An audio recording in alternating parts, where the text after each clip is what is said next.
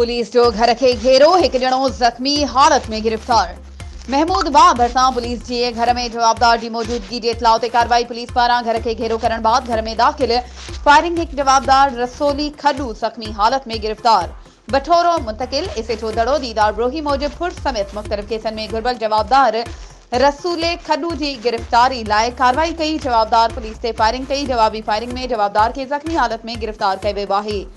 जख्मी जवाबदार रसूले खडू जो चाचो वजीर खडू मौजिब पुलिस मुझे भाइटे के बेगुनाह हाफ फ्राई कयो आहे। पुलिस कुछ ॾींहं अॻु एक जवाबदार के गिरफ्तार करण बाद मुझे भाउ के खिलाफ बयान ॾियारियो हो। जांच करे इंसाफ कयो वञे। वधीक ख़बरूं ऐं अपडेट्स के लाइ असांजे चैनल के सब्सक्राइब कयो ऐं हाँ, बेल आइकन के प्रेस करण न विसारजो त जीअं असांजी हर नई अचण वारी वीडियो तव्हां ताईं पहुची।